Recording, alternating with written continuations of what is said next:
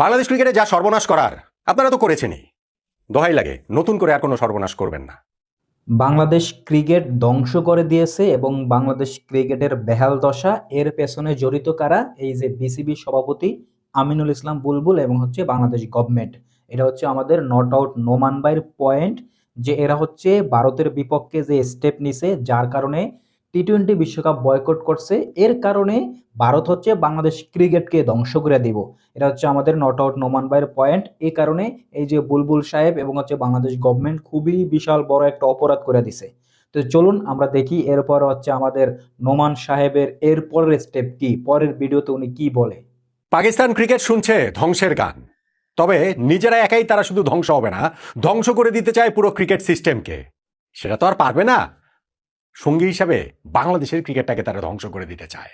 এইখানে হচ্ছে নোমান ভাই হচ্ছে পাকিস্তান ক্রিকেট বোর্ডকেও ধ্বংস করে দিতে আছে। পাকিস্তান ক্রিকেট বোর্ড হচ্ছে বাংলাদেশ বিসিবির পাশে দাঁড়ানোর কারণে এবং হচ্ছে পাকিস্তান ক্রিকেট যে ইন্ডিয়ার বিপক্ষে ম্যাচ বয়কট করছে বিশ্বকাপে বাংলাদেশের জন্য, এই কারণে হচ্ছে নোমান ভাই হচ্ছে পাকিস্তান ক্রিকেটেরও ধ্বংসের অবস্থা দেখতে আছে এবং তিনি গেস করতে আছে পাকিস্তান ক্রিকেট ধ্বংস হওয়ার পাশাপাশি তারা আমাগো বোর্ড মানে বিসিবিকে নিয়ে ধ্বংস করবো আর কি।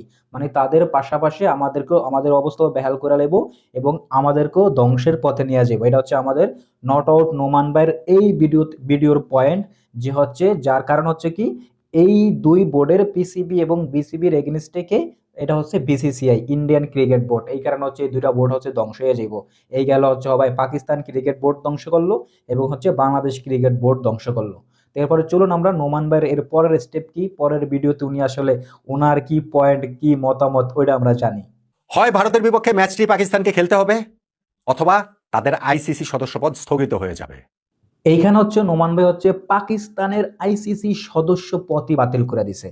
মানে হচ্ছে ভারতের এগেনস্টে যায় পাকিস্তান সিদ্ধান্ত নেওয়ার কারণে নট আউট নোমান ভাই হচ্ছে পাকিস্তানের সদস্য পদ বাতিল করতে আছে এবং তার আশঙ্কা যে এটা আইসিসি বা বিসিসিআই পাকিস্তানের সদস্য পদ বাতিল করে দিব।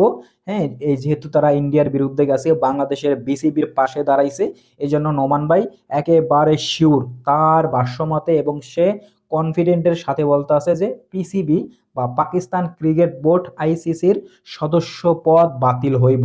মানে এটার পেছনে বা এটা কারা করবো, ওই যে বিসিসিআই ইন্ডিয়ান ক্রিকেট বোর্ড। এটা হচ্ছে আমাদের নোমান ভাইয়ের এই ভিডিওতে তার পয়েন্ট। তো চলুন আমরা এর পরের ভিডিওটা দেখি নোমান ভাই হচ্ছে ওইখানে তার এক্সপ্রেশন বা তার মন্তব্য বা তার মেন পয়েন্ট কি, ওইখানে হচ্ছে সে আবার কারে ধ্বংস করে। দেখেন, এই মিটিংয়ে বাংলাদেশ ক্রিকেটের কি কোনো লাভ হয়নি? লাভ হয়েছে। আইসিসি টি-20 ওয়ার্ল্ড কাপে বাংলাদেশ না খেলার কারণে ভবিষ্যতে আমাদের উপরে যেন কোনো রকম কোনো নিষেধাজ্ঞা না দেয়, কোনো রকম কোনো যেন আর্থিক জরিমানা না করে, আমাদের ওই আইসিসি যে ফান্ডের টাকাটা রয়েছে সেটা যেন কেটে না রাখে, সেইটা হয়েছে। এটা আমাদের জন্য লাভ নিঃসন্দেহে। কি বুঝলেন? এইবার তো হচ্ছে নোমান ভাই হচ্ছে লাইনে আইছে। এখন হচ্ছে নোমান ভাই হচ্ছে বাংলাদেশ ক্রিকেটের ধ্বংস দেখতে আসে না, পিসিবি বা পাকিস্তান ক্রিকেটের কোনো ধ্বংস দেখতে আসে না। এখনখানে উনি লাভ আর লাভ দেখতে আসে। আর এর কারণ কি?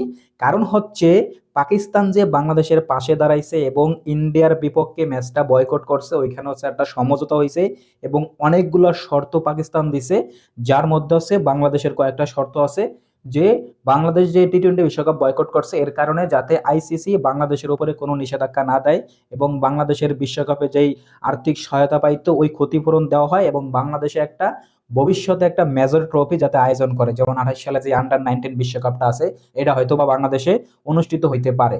তো যখন দেখলো যে এই সমঝোতায় গেছে বা পাকিস্তান বিসিবির তাদের স্ট্রং পজিশন ধরে রাখার কারণে আইসিসি শেষ পর্যন্ত তাদের শর্ত মানতে বাধ্য হয়েছে, তখন হচ্ছে নোমান ভাই ওই যে আস্তে কইরা সাপের মতো, সাপ যেমন মরার পরে সোজা হয়, নোমান ভাই হচ্ছে আস্তে যখন এগুলা সকল কিছু ফিল আপ হয়ে গেছে, নোমান ভাই এখন আর বিসিবিরও ধ্বংস দেখতে আসে না, পিসিবিরও ধ্বংস দেখতে আসে না, কোনো ধ্বংস দেখতে আসে না। উনি দেখতে আসে বিসিবির লাভ, বিসিবির লাভ আর লাভ, পিসিবির লাভ আর লাভ। উনি আর ওই যে আগে যেমন কইছিল একটু আগে যে বাংলাদেশ ক্রিকেট ধ্বংস হয়ে গেছে ইন্ডিয়ার বিপক্ষে দাঁড়ানোর কারণে, তো এইটার এখন দেখতে আছে না যে পাকিস্তান ক্রিকেট বোর্ডও ধ্বংস হয়ে যাইব, সদস্য পদ বাতিল হয়ে যাইব। এখন দেখতে আছে কি রে, বিসিবি আর পিসিবি এক হওয়ার কারণে দিয়ে আইসিসি এখন হচ্ছে তাদের পক্ষে বা তাদের সুবিধার জন্য যেই পয়েন্টগুলো দরকার, যেই শর্তগুলো মানা দরকার ওগুলা মানিয়ে নিছে। তো এইটা হচ্ছে আমাদের নট আউট নোমান ভাই বা এদের মতো যারা সাংবাদিক আছে তাদের হচ্ছে সাংবাদিকতা, তাদের হচ্ছে এই যে পয়েন্ট অফ ভিউ, তাদের ভিডিওর হচ্ছে টপিক এইগুলা। তারা বাংলাদেশের এই যে নট আউট নোমান ভাই মনে হয় যে 20টা ভিডিওতে বাংলাদেশ ক্রিকেট বোর্ড বাংলাদেশ ক্রিকেটকে ধ্বংস করে দিছে। দিছে, কারণ কি ইন্ডিয়ার এগেনস্টে দাঁড়ানোর কারণে।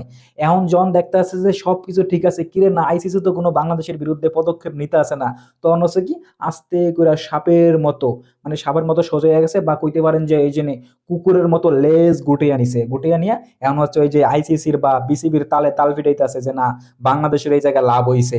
মানে এইটা কয় নাই, মানে এইটা এখনো স্বীকার করতে আসে না যে বাংলাদেশ তাদের এই বিশ্বকাপ বয়কট কইরা বাংলাদেশ ঠিক কাজ করছে, কারণ ওই সময়ের পরিস্থিতি এরকমই ছিল, কারণ নিরাপত্তা ঝুঁকি ছিল, কারণ ভারতের মাটিতে বাংলাদেশ খেলতে গেলে যদি কোনো হামলার শিকার হইতো তখন এটার দায় কেউই নিত না, তখন আবার এই যে মিডিয়াগুলো আবার বিসিবির বিরুদ্ধে প্রশ্ন তুলতো, কেন তারা গেল, কেন তারা নিরাপত্তা এটা শঙ্কা আইসিসি কে জানাইলো না, বা এটা এই যে শিওর করলো না, কেন ওই জায়গায় যায় হচ্ছে বাংলাদেশ সাংবাদিক কন বা বাংলাদেশের প্লেয়ার কন বা সাপোর্টার কন তাদেরকে বিপদে ফেলাইবো।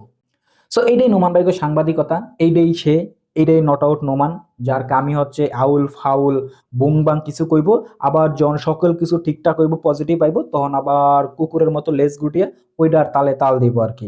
সো এখন আর ওনার চোখে বিসিবি ধ্বংস হইব না, এখন আর ওনার চোখে পিসিবি ধ্বংস হইব না, এখন সকল কিছুই ভালো।